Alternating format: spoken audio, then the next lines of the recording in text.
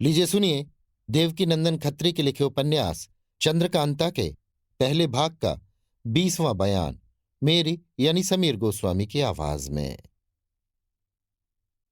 महाराज शिवदत्त सिंह ने घसीटा सिंह और चुन्नीलाल को तेज सिंह को पकड़ने के लिए भेजकर दरबार बर्खास्त किया और महल में चले गए। मगर दिल उनका रंभा की जुल्फों में ऐसा फंस गया था कि किसी तरह निकल ही नहीं सकता था। उस दिन महारानी से भी हंसकर बोलने की नौबत न आई। महारानी ने पूछा, आपका चेहरा सुस्त क्यों है? महाराज ने कहा, कुछ नहीं, जागने से ऐसी कैफियत है। महारानी ने फिर से पूछा, आपने वादा किया था कि उस गाने वाली को महल में लाकर तुमको भी उसका गाना सुनवाएंगे, सो क्या हुआ?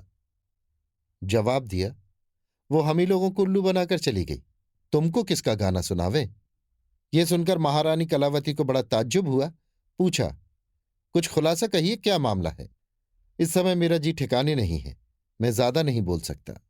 ये कहकर महाराज वहां से उठकर अपने खास कमरे में चले गए और पलंग पर लेटकर रंभा को याद करने और मन में सोचने लगे, ये रंभा कौन थी?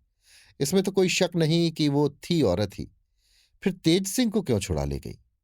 क्या इसी पर तो वो आशिक नहीं थी, जैसा कि उसने कहा था? हाय रंभा, तूने मुझे घायल कर डाला। क्या इसी वास्ते तू आई थी? क्या करूं, कुछ पता भी नहीं मालूम जो तुझको ढूंढूं। दिल की बेताबी और रंभा के ख्याल में रात भर नींद न आई। सुबह को महाराज ने दरबार में आकर दरियाफ्त किया, घसीटा सिंह और चुन्नीलाल तेज सिंह का पता लगाकर आए या नहीं। मालूम हुआ कि अभी तक वे लोग नहीं आए। ये सुन महाराज को और भी तरद्दुद हुआ। अर्जियां तो सभी की सुनते थे, मगर ख्याल रंभा की ही तरफ लगा था। इतने में बद्रीनाथ, नाजिम, ज्योतिषी जी और क्रूर सिंह पर नजर पड़ी। उन लोगों ने सलाम किया और एक किनारे बैठ गए।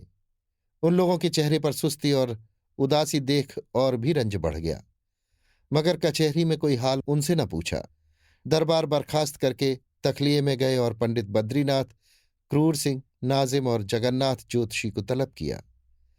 जब वे लोग आए और सलाम करके अदब के साथ बैठ गए, तब महाराज ने पूछा, कहो, तुम लोगों ने विजयगढ़ जाकर क्या किया?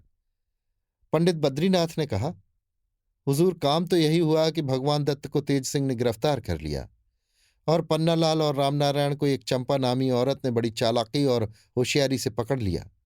बाकी मैं बच गया। उनके आदमियों में सिर्फ तेज सिंह पकड़ा गया, जिसको ताबेदार ने हुजूर में भेज दिया था। सिवाय इसके और कोई काम नहीं हुआ। महाराज ने कहा, तेज सिंह को भी एक औरत छुड़ा ले गई। काम तो उसने सजा पाने लायक किया, मगर अफसोस, ये तो मैं जरूर कहूंगा कि वो औरत ही थी जो तेज सिंह को छुड़ा ले गई, मगर कौन थी ये ना मालूम हुआ। तेज सिंह को तो लेती ही गई, जाती दफे चुन्नीलाल और घसीटा सिंह पर भी मालूम होता है हाथ फेरती गई।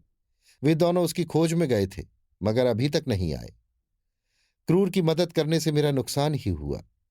खैर, अब तुम लोग ये पता लगाओ कि वो औरत कौन थी जिसने गाना सुनाकर मुझे बेताब कर दिया और सभी की आंखों में धूल डालकर तेज सिंह को छुड़ा ले गई। अभी तक उसकी मोहनी सूरत मेरी आंखों के आगे फिर रही है। नाजिम ने तुरंत कहा, हुजूर, मैं पहचान गया, वो जरूर चंद्रकांता की सखी चपला थी। ये काम सिवाय उसके दूसरे का नहीं। महाराज ने पूछा, क्या चपला चंद्रकांता से भी ज्यादा खूबसूरत है? नाजिम ने कहा, महाराज, चंद्रकांता को तो चपला क्या पावेगी, मगर उसके बाद दुनिया में कोई खूबसूरत है तो चपला ही है, और वो तेज सिंह पर आशिक भी है।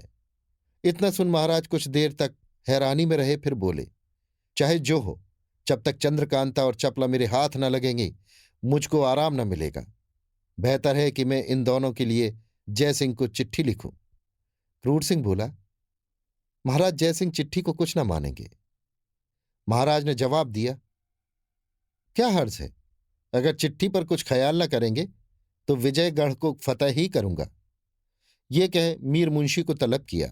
जब वो आ गया तो हुक्म दिया, राजा जय सिंह के नाम मेरी तरफ से खत लिखो कि चंद्रकांता की शादी मेरे साथ कर दें और दहेज में चपला को दे दें। मीर मुंशी ने बमूजिब हुक्म के खत लिखा, जिस पर महाराज ने मोहर करके पंडित बद्रीनाथ को दिया और कहा, तुम ही इस चिट्ठी को लेकर जाओ, ये काम तुम्ही से बनेगा। पंडित बद्रीनाथ को क्या उज्र था, खत लेकर उसी वक्त विजयगढ़ की तरफ रवाना हुए। अभी आप सुन रहे थे देवकीनंदन खत्री के लिखे उपन्यास चंद्रकांता के पहले भाग का 20वां बयान मेरी यानी समीर गोस्वामी की आवाज में।